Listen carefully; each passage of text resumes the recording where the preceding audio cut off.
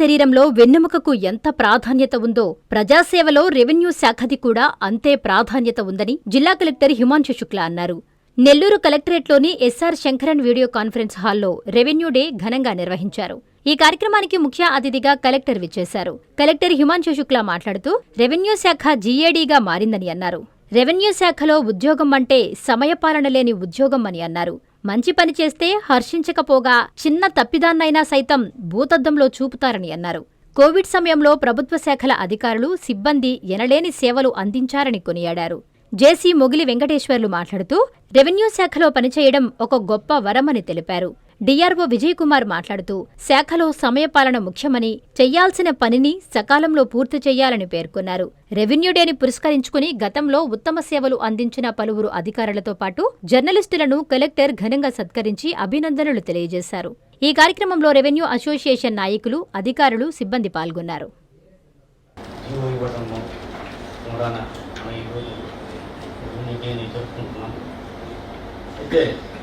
ప్రతి డిపార్ట్మెంటు ఒకప్పుడు రెవెన్యూలో ఉండి అన్నీ కూడా ఉండిపోయి సపరేట్గా ఆయా డిపార్ట్మెంట్గా ఏర్పడ్డాయి. ఒకప్పుడు ఎక్సైజ్ కానీ, ఇరిగేషన్ కానీ, ఆర్ఎండ్బి కానీ ప్రతిదీ కూడా ఈవెన్ ట్రెజరీలో కూడా నగరపాలక ఆఫీసర్గా తహసీల్దార్ గారు ఉండేవారు. చెస్ట్ తీయాలి అని చెప్పేసి అంటే డబ్బు తీయాలి అంటే తహసీల్దార్ దగ్గర ఒక లాక్ ఉండేది. అదేవిధంగా ఎస్టీఓ గారి దగ్గర ఒక లాక్. ఆ తర్వాత డిపార్ట్మెంట్ అన్ని దానికి విడిపోవడం జరిగింది. దీంట్లో మనకు ఎన్ని బాధలు ఉన్నప్పటికీ కూడా పేదవాడికి సహాయం చేయడంలో రెవెన్యూ డిపార్ట్మెంట్ ముందుంటుంది. అదేవిధంగా మన ఉద్యోగస్తులు కూడా అందరికీ సహాయపడుతున్నారు. అది చెప్పారు కదా, వారి ఎక్స్పీరియన్సెస్ జయరావు గారు చెప్పారు. అదేవిధంగా అంటే నాకైతే చాలా ఎక్స్పీరియన్సెస్ ఉన్నాయి. బట్ ఒకటేంటంటే నా ఎక్స్పీరియన్స్ ఏంటంటే టైంకి ఆఫీస్కి రావడం, ఎదుటివాడు చెప్పింది పూర్తిగా వినడం, చేయగలిగితే వెంటనే అక్కడ చేసేయడం, లేదంటే నా వల్ల కాదమ్మా నీకు ఇదని చెప్పి సలహా ఇవ్వడం. నేను అలా చేశాను కాబట్టి ఒక మండలంలో నేను 9 సంవత్సరాలు తహసీల్దార్గా చేశానని చెప్పగలుగుతున్నాను. వితౌట్ ఎనీ రిమార్క్ ఈ రోజు వరకు కూడా 30 years చేయగలిగాను అంటే కేవలం ఇందాక చూశారు కదా జేసీ గారికి ఎంత పేషెన్స్ ఉందని చెప్పి మన పెద్దరెడ్డి సార్ చెప్పండి కదా. That is main important.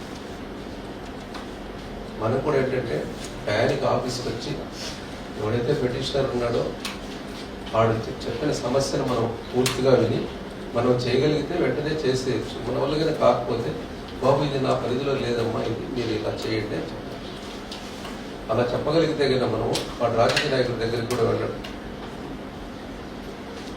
ఎక్కడైతే తహసీల్దార్గా పనిచేస్తున్నాడో అక్కడ రాజకీయ నాయకులకు అవకాశం లేకుండా చేయాలి. అది తహసీల్దార్ చేతిలో ఉంటుంది.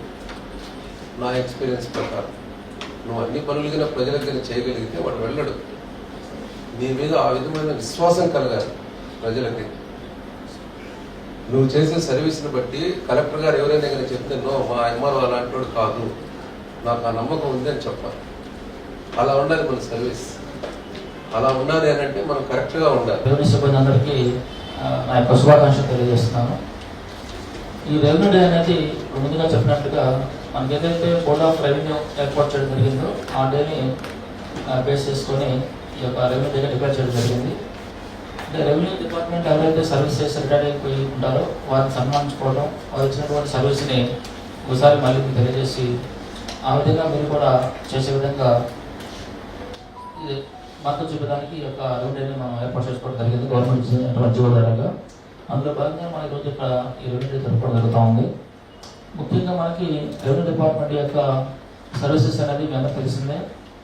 బేసిక్గా మనకి వచ్చేది రెవెన్యూ సంబంధించి ల్యాండ్ ఇష్యూస్ మేజర్గా, అట్లాగే ల్యాండ్ రెవెన్యూ, అదేవిధంగా ల్యాండ్ బౌండరీస్ కానీ, ముఖ్యంగా ఈ 3 విషయాల మీద మనకి రెవెన్యూ డిపార్ట్మెంట్ యొక్క సర్వీసెస్ అనేది ఆధారపడి ఉంటాయి. కాబట్టి ఈ 3 మనకి కనుక పబ్లిక్కి ఎఫెక్టివ్గా ఇవ్వగలిగితే సమస్యలు అనేది చాలా వరకు మనం తగ్గించడానికి అవకాశం ఉంటుంది. అయితే దీంట్లో మనం తగ్గించాలంటే అందరూ ప్రతి వాళ్ళు కూడా డెడికేటెడ్గా పనిచేస్తే వారి సమస్య మీద మనం స్పందించి వారి సమస్య మన సమస్యగా భావిస్తే మనం తప్పనిసరిగా వాళ్ళకి సొల్యూషన్ అనేది ఇవ్వగలుగుతాం. ఎందుకంటే ఎక్కడెక్కడ నుంచో మనకి దాదాపుగా మన జిల్లా హెడ్ క్వార్టర్కి 150 కిలోమీటర్ల ఉన్నటువంటి వేస్ ఉన్నాయి మనకి. దగ్గర కానివ్వండి, ఇటు కరువై ప్రాంతం కానీ, సైదాపురం కానీ కూడా 100 కిలోమీటర్స్ దాదాపుగా ఉంటాయి. మరి అక్కడి నుంచి కూడా మనకి కలెక్టర్కి వస్తారంటే మండే చూస్తున్నారు, దాదాపు 500 వస్తారు. వేరే జిల్లాలో చూసుకుంటే 200, 300 మ్యాక్సిమం, అందుకని ఎక్కువ రారు. అంటే జిల్లాలో సమస్యలు అనేది ఎక్కువ ఉండడం వల్ల కానివ్వండి, కలెక్టరేట్కి వస్తే మన సమస్య పరిష్కారం అవుతున్న ఉద్దేశంతో కానివ్వండి, ఎంతోమంది ప్రతి మండే కూడా క్లియరెన్స్ రావడం జరుగుతామండి. అలాంటప్పుడు మనం వాటికి మనం పని చేస్తాము, చేయగలమని చెప్పేసి భరోసా కూడా ఇస్తే మన సాటిస్ఫాక్షన్ అనేది మనకి ఇంకా ఎక్కువగా పెరుగుతుంది. కాబట్టి ఆ విధంగా అందరూ కూడా కష్టపడి పనిచేసి మంచి ప్రతిష్ఠిన విధంగా మీరు కష్టపడి పనిచేయాలని చెప్పేసి కోరుకుంటున్నాను. అదేవిధంగా మనకి ప్రతి వ్యక్తికి కూడా, ప్రతి కుటుంబానికి కాదు, ప్రతి వ్యక్తికి కూడా మన రెవెన్యూ డిపార్ట్మెంట్ తోటి సంబంధం ఉంటుంది. పుట్టిన కాంచి గిట్టేంత వరకు కూడా ఏదో ఒక ఇష్యూ మీద మన డిపార్ట్మెంట్ రావడం జరుగుతుంది. కాబట్టి అంత ఇంపార్టెంట్ అయిన డిపార్ట్మెంట్లో మనం పనిచేస్తున్నందుకు మనం గర్వకారణంగా భావిస్తూ వారికి మంచి సర్వీస్ ఇచ్చే విధంగా మనం చేస్తే జీవితాంతం మనకి మంచి సంతోషకరమైనటువంటి హ్యాపీనెస్ తోటి మనం మంచి పని చేస్తామని చెప్పేసి ఒక ఉద్దేశంతో కూడా మనం హ్యాపీగా ఉండొచ్చు. అదే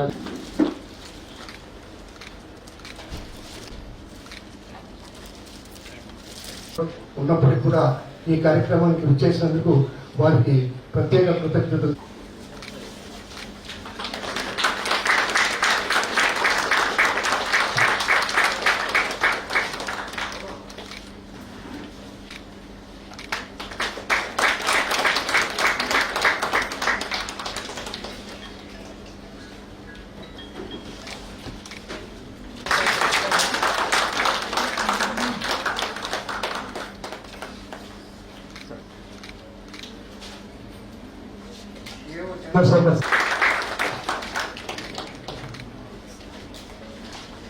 మన కలెక్టరేట్లోనే ఉంటూ సేవలు అందిస్తున్నటువంటి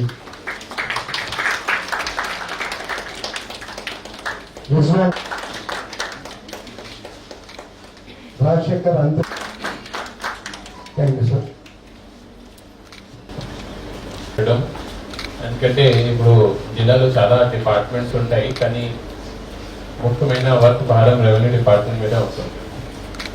ఏ వర్క్ అంటే రెవెన్యూ అంటే ఒక రకంగా జిఏడి లాగా అయిపోయింది. హెడ్ ఆఫీస్ లాగా జిఏడి ఉంటే అక్కడ డిస్ట్రిక్ట్ లెవెల్లో రెవెన్యూ డిపార్ట్మెంట్ ఏ వర్క్ ఏ డిపార్ట్మెంట్ చేయట్లేదు, అది ఫైనల్గా రెవెన్యూ డిపార్ట్మెంట్ చేయాల్సి.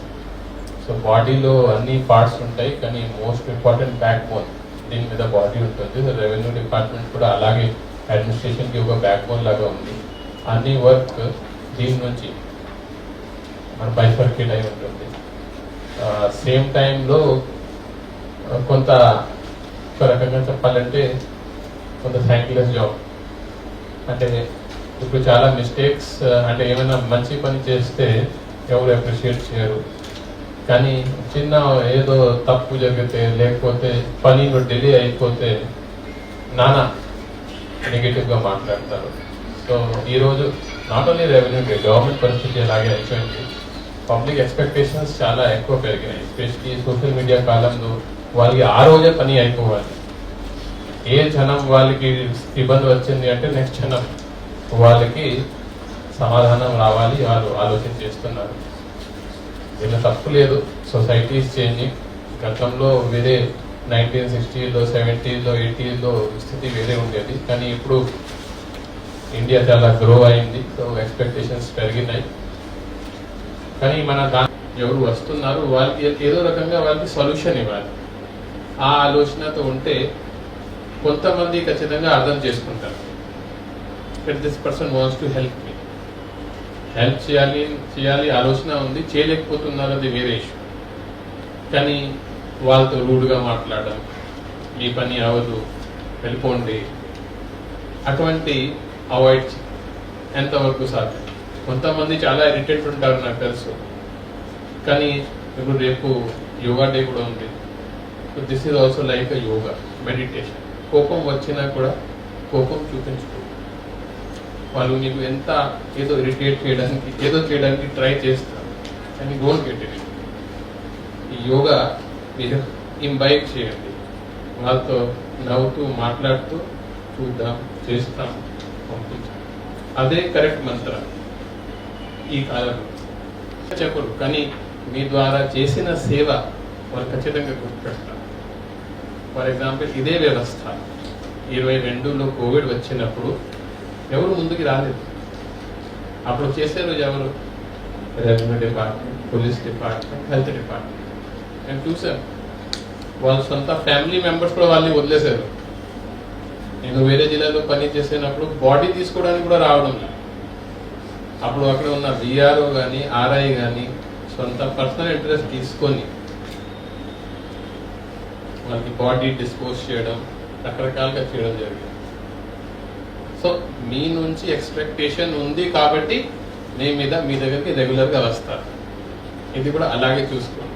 అంటే వాళ్ళ పని ఎక్కడా జరగడం లేదు కాబట్టి వాళ్ళు పూర్తిగా వాళ్ళ ఆశ పోయింది కాబట్టి మీ దగ్గర వస్తున్నారు. ఎవరికి కలెక్టరేట్ రావడం అనేది ఇష్టం ఉండదు. నేను సర్వీస్ వచ్చిన ముందు ఎప్పుడు కూడా కలెక్టరేట్ ఎక్కడ ఉంది చూడలా. ఎందుకు వస్తామండి? ఎవరికి ఇష్టం ఉంది ఇక్కడ వచ్చి అండర్లో వెయిట్ చేయడం? వాళ్ళ పని జరగడం లేదు. పని కరెక్ట్ ఉందా లేదా అది వేరే ఇష్యూ. ఫ్యామిలీ మెంబర్స్ పట్టించుకోవట్లేదు. మా దగ్గర సెక్షన్ సి ఉన్నారు, సూపరింటెండెంట్ సి. చూడండి ఎటువంటి కేసెస్ వస్తున్నాయి. నా ముందే ఫ్యామిలీ మెంబర్స్ గొడవ చేస్తున్నారు. నేను ప్రభుత్వ రెవెన్యూ శాఖలో ఓ బాధ్యత గల ఉద్యోగిగా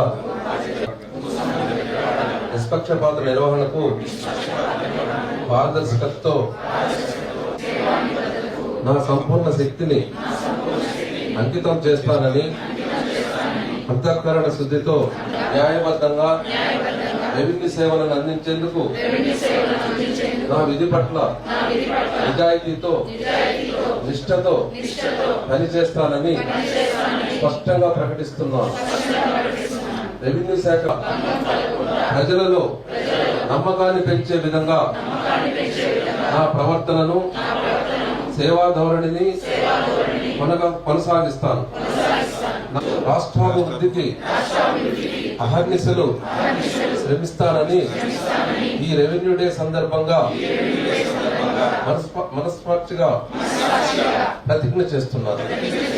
జై హింద్. కాంచీపురం పెరుమాళ్ సిల్క్స్ మీ పెళ్లికి మా శుభ కానుక.